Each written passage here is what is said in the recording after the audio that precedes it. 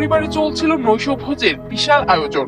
তবে এই আয়োজনে এখন পুরো পরিবারের জন্য কাল অধ্যায় হিসেবে রচিত হলো।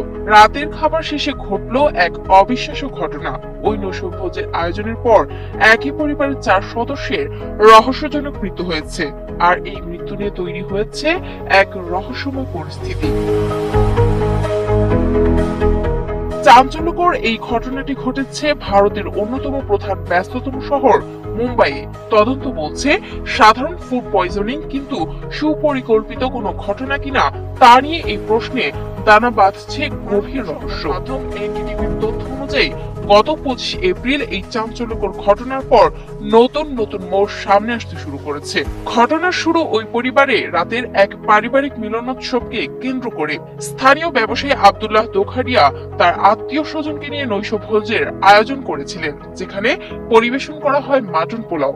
রাতের খাওয়া শেষে অতিথিরা বিদায় নিলে আব্দুল্লাহ, তার স্ত্রী নাসরিন এবং 2 কন্যা জয়নাব ও আয়েশা মিলে তরমুজ খান। ঠিক এর কয়েক ঘন্টা পর অর্থাৎ ভোর 5টা থেকে শুরু হয় অসুস্থতা। বমি ও ডায়রিয়ার মতো উপসর্গ নিয়ে পরিবারের সবাই মুমূর্ষু অবস্থায় হাসপাতালে ভর্তি হন, কিন্তু শেষ রক্ষা হয়নি।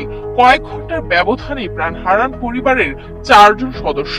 শুরুতে জনমনে আতঙ্ক ছড়িয়ে পড়ে যে সংক্রমিত তরমুজ খাওয়ার কারণে এই মর্মান্তিক পরিণতি, কিন্তু তদন্ত যত এগুচ্ছে এই ধারণা ততই ফিকে হয়ে আসছে। ময়নাতদন্তকারী চিকিৎসকরা মৃতদের অভ্যন্তরীণ অঙ্গ প্রত্যঙ্গ পরীক্ষা করে হতবাক হয়ে গেছেন।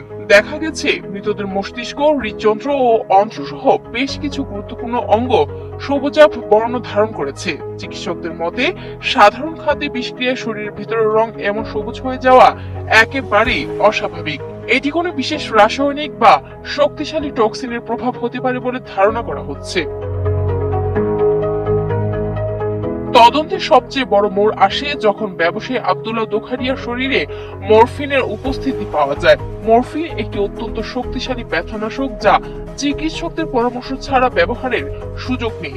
আব্দুল্লাহর শরীরে এই মরফিন কিভাবে প্রবেশ করলো তা এখন গোয়েন্দাদের মূল ভাবনার বিষয়। এটি কি ভুলবশত কোনো ওষুধের মাধ্যমে এসেছে, নাকি তরমুজ বা খাবারের সঙ্গে কৌশলে মিশিয়ে দেওয়া হয়েছিল, তা খতিয়ে দেখছে মুম্বাই পুলিশ। এছাড়া যে অতিথিরা সেদিন রাতে পোলাও খেয়েছিলেন তারা পুরোপুরি সুস্থ থাকায় খাবারের উপর থেকে সন্দেহের রেশ কিছুটা কমেছে। রাজ্যের খাদ্য ও ওষুধ প্রশাসন জানিয়েছে তরমুজের সঙ্গে মৃত্যুর সরাসরি সম্পর্ক এখনো বৈজ্ঞানিকভাবে প্রমাণিত হয়নি।